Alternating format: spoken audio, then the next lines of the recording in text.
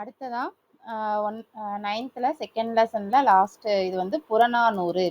புறநானூறு பொறுத்த வரைக்கும் இதில் நிறைய பேர் பாடியிருக்காங்க. நம்ம பாடப்பகுதியில் இருக்கிறது வந்து குடப்புலவியனார் வந்து பாடியிருக்காங்க. புறநானூறு குடப்புலவியனார். இதில் வந்து பார்த்தோன்னா இவர் என்ன சொல்லியிருக்காரு அப்படின்னா வந்து பாண்டியன் நெடுஞ்செழியனை பாடியது. பாண்டியன் நெடுஞ்செழியன் ஒரு அரசரை பார்த்து பாடியிருக்காங்க. என்னன்னு பாடியிருக்காங்க அப்படின்னா வந்து வானளவுக்கு உங்களோட புகழ் வந்து உயர்ந்து நிற்கும் அளவுக்கு நீங்க இருக்கணும் அப்படின்னா போய் பக்கத்து நாட்டோட சண்டை போட்டு இது பண்ணி நீங்க வந்து எல்லா இடத்தையும் கைப்பற்றி இருந்தாதான் இருக்க முடியும் அப்படின்றது கிடையாது. ஸோ உங்ககிட்ட நான் சொல்ல வரதை ஒன்று கேளுங்க அப்படின்ற மாதிரி சொல்லியிருக்காங்க.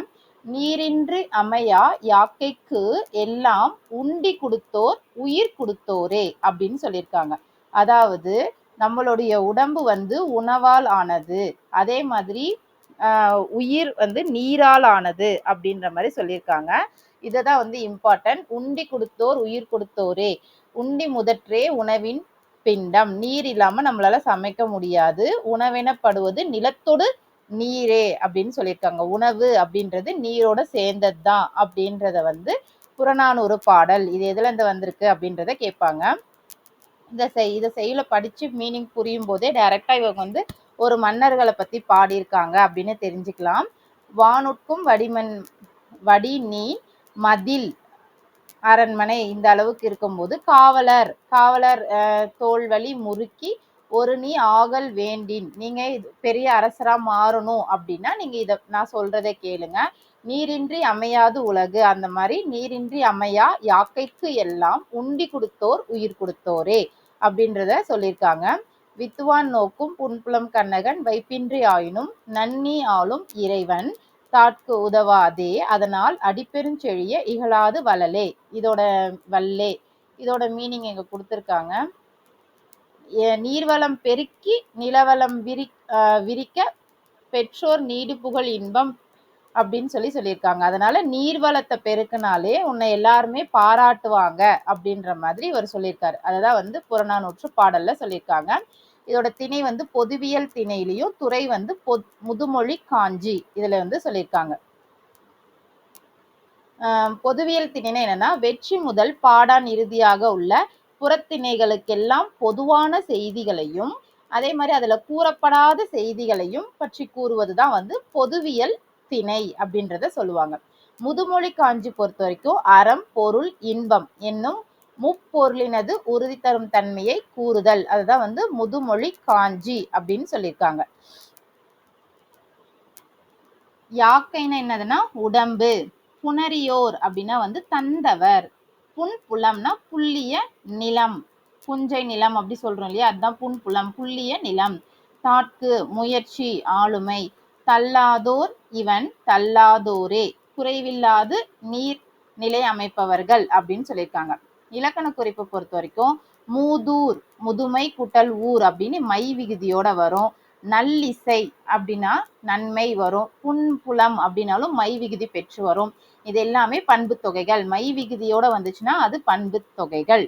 நிறுத்தல் அல்லன்னு முடிஞ்சிச்சுனாவே அது வந்து தொழிற்பெயர்.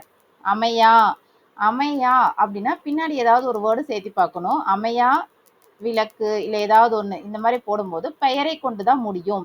அப்ப இது வந்து பினிஷ் ஆகல. அப்ப ஈறு கெட்ட எதிர்மறை பெயரெச்சம். அமையா அமைந்துன்னு கொடுக்கல, அமையா அப்ப எதிர்மறையா தான் கொடுத்துருக்காங்க. ஈறுகட்ட எதிர்மறை பெயரெச்சம்.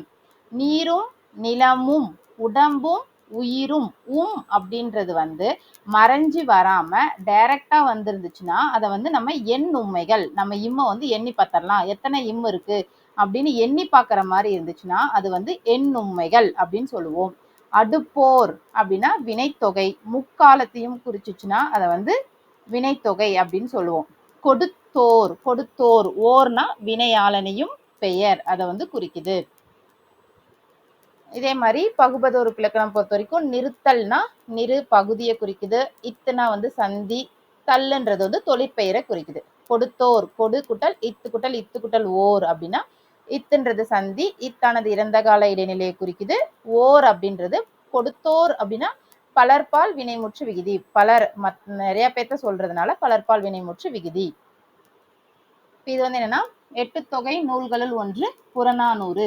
இது பண்டைய அரசர்களுடைய வீரம், வெற்றி, கொடை குறித்தும் குறுநில மன்னர்கள், புலவர்கள், சான்றோர்கள் உள்ளிட்டவர்களின் பெருமைகளை பற்றியும் அன்றைய மக்களின் புற வாழ்க்கையை பற்றியும் கூறுகிறது.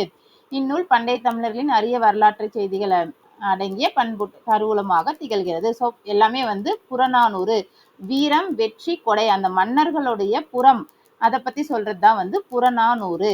இப்ப சிறுபஞ்ச பூலத்துக்கு ஒரு நூல் கொடுத்திருக்காங்க. குளம் தொட்டு கோடு, குளம், அடுத்தது உளம், வளம், அடுத்தது சொர்க்கத்து இனிது, சொர்க்கம். இந்த மாதிரி இருந்துச்சுன்னா இது எல்லாமே இம் முடியுதா? அப்ப சிறுபஞ்ச மூலம், லம், இம்முல முடியுதா? அப்ப இந்த பாடல் எங்க இருந்து வந்திருக்கு அப்படின்னா சிறுபஞ்ச மூலம். குளம், குளம், உளம், வளம், சொர்க்கம் இந்த மாதிரி இருந்துச்சுன்னா அது வந்து எதோடது அப்படின்னா சிறுபஞ்ச மூலம். அடுத்தது உண்டி கொடுத்தோர் உயிர் கொடுத்தோரே. அப்ப இது எதுல இருந்து வந்திருக்கு? உண்டி கொடுத்தோர், உயிர் கொடுத்தோரே. இப்போ உண்டியல்ல காசு போடுறாங்க. எங்க இருந்து காசு வாங்குவீங்க உண்டியல்ல அப்படின்னா நம்ம வெளியில இருந்து தான் வாங்குவோம். புறநானூறு. உண்பது நாழி உடுப்பவை இரண்டே, ரெண்டு நம்ம போடுற ட்ரெஸ் அப்ப வெளியில தான் தெரியும். அது வந்து புறநானூறு. யாதும் ஊரே யாவரும் கேளீர். அப்ப ஊர் மக்கள் எங்க இருப்பாங்க? வெளியில தான் இருப்பாங்க. அதுவும் வந்து புறநானூறு. சான்றோன் ஆக்குதல் தந்தைக்கு கடனே, நன்னடை நல்கள் வேந்தருக்கு கடனே. நல்ல வேந்தர்னா அரசர் வந்து எல்லாருக்குமே நல்லது செய்யணும். சான்றோன் ஆக்குதல் தந்தைக்கு கடனே, அப்ப தந்தையோட கடன். அப்ப இதுவும் வந்து புறநானூறு. வெளியில மற்றவர்களுக்காக செய்யறாங்க. உற்றுளி உதவியும் உருபொருள் கொடுத்தும் பிற்றை நிலை முனியாது கற்றை நன்றே அப்படின்ற பாடல் சொல்லியிருக்காங்க. உற்றுளி உதவியும் உரு பொருள் கொடுத்தும், பொருள் கொடுக்கறது, மற்றவங்களுக்கு உதவுறது, இது எல்லாமே பிறருக்கு செய்யற மாதிரி இருக்கு. அந்த மாதிரி ஞாபகம் வச்சுக்கிட்டா அது வந்து புறநானூறு அப்படின்றத தெரிஞ்சுக்கலாம். அடுத்ததா வந்து இதுல தண்ணீர் அப்படின்ற ஒரு கதை பகுதி இருக்கு. தண்ணீர் அப்படின்ற கதை பகுதி எழுதினவர் யாருன்னா கந்தர்வன் அப்படின்னு ஞாபகம் வச்சுக்கோங்க. தண்ணீர் அப்படின்னா அதை எழுதினவர் வந்து கந்தர்வன். முருகா தண்ணி தாகமா இருக்கு அப்படின்னு கேட்கிறோம் இல்லையா? அப்ப தண்ணீர் அப்படின்னு எழுதினவர் வந்து யாருன்னா கந்தர்வன் அப்படின்னு ஞாபகம் வச்சுக்கோங்க. அடுத்தது கதை தேவையில்லை. இதோட நூல்வழி பொறுத்த வரைக்கும் கந்தர்வனின் இயற்பெயர் நாகலிங்கம். இதுவும் கந்தர் அப்படின்னா கந்தன் முருகர், முருகரோட இன்னொரு வாகனம் வந்து என்னதுன்னா நாகம். அப்போ அவருடைய இயற்பெயர் என்னதுன்னா நாகலிங்கம். இவர் எந்த ஊரை சேர்ந்தவர்னா ராமநாதபுரம் மாவட்டத்தை சேர்ந்தவர். இவர் என்ன பண்ணியிருந்தாருன்னா தமிழ்நாடு அரசின் கருவூல கணக்குத்துறையில் பணியாற்றியவர். அப்ப கந்தர்வன் கணக்கு நல்லா போடுவாரு. கணக்குத்துறையில் பணியாற்றியவர். கவிதைகளையும் எழுதியிருக்கிறார். ஓகேவா? அப்ப கருவூலத்துல இருக்காரு அப்படின்னா அங்க ஒரு பதவி வகிக்கிறாரு, சாசனம். இவர் எழுதின நூல்களுக்கான ஷார்ட்கட் அப்படின்னா வந்து சாசனம். இப்ப கருவூலத்துல போய் அமர்ந்துட்டு நம்ம அரசு சாசனம் சொல்றோம் இல்லையா? அந்த மாதிரி கருவூல கணக்கான சாசனமா இருக்காரு. அப்ப என்ன பண்றாரு? காசா ஒவ்வொரு கல்லா என்ற மாதிரி ஒவ்வொரு காசா எண்ணி எண்ணி உள்ளார போட்டு வைக்கிறாரு. எந்த கொம்பன் வந்தாலும் நான் அவங்களுக்கு யாருக்கும் தரமாட்டேன் அப்படின்ற மாதிரி சொல்றாரு. அதனால சாசனம், ஒவ்வொரு கல்லாய், கொம்பன், இது 3 எழுதினவர் யாருன்னா கந்தர்வன் அப்படின்றத ஷார்ட்கட்டா ஞாபகம் வச்சுக்கலாம். அவ்வளவுதான்.